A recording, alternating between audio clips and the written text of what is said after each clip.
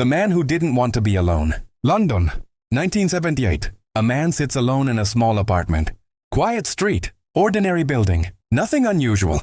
Inside, the smell is strange, but neighbors can't quite place it. The man living there is soft-spoken, polite, works a government job. His name is Dennis Nilsen, and he is terrified of one thing: being alone. It begins quietly. He meets young men in bars, lonely, runaways, homeless. He offers them food, a place to sleep, warmth. They accept. They go back to his apartment. They drink. They talk. They fall asleep. And they never wake up. Nilsen would strangle them, slowly, sometimes watching their face fade. But here's where the horror shifts. He didn't dispose of the bodies immediately. He kept them, for days, sometimes weeks.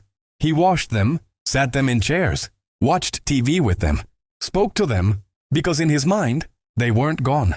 They were company. Eventually, the smell became unbearable. He began hiding bodies under floorboards, in wardrobes. Later, when decomposition worsened, he would dismember them, boil body parts, flush remains down the toilet. Neighbors complained about plumbing issues, thick substances clogging pipes. The landlord called a plumber. And that's when everything exploded. February 1983, the plumber opens a drain outside the building. Inside, human flesh. Police arrive. They enter Nilsen's apartment. Calmly, he opens the door. No panic, no attempt to run. He simply says, "I suppose you're here about the bodies." Inside, officers find bone fragments, skulls, cooking pots used for boiling remains, trophies hidden in drawers. The apartment of horror was hidden in plain sight. Interrogation revealed something even more disturbing. He killed at least 12 men, possibly more. But what terrified psychologists wasn't rage. It wasn't sadism.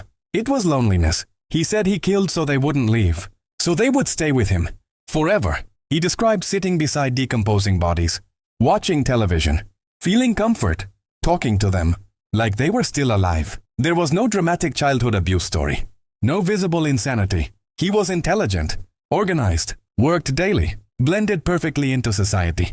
That's what makes this case horrifying. For 5 years, bodies were being dismembered in a small London apartment, while neighbors walked past every day, while co-workers chatted with him, while the city slept.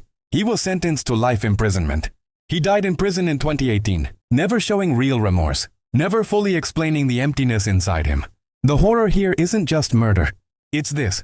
Some monsters don't kill out of hatred. They kill out of fear of being alone. And sometimes, the quietest apartment on the street hides the darkest secrets.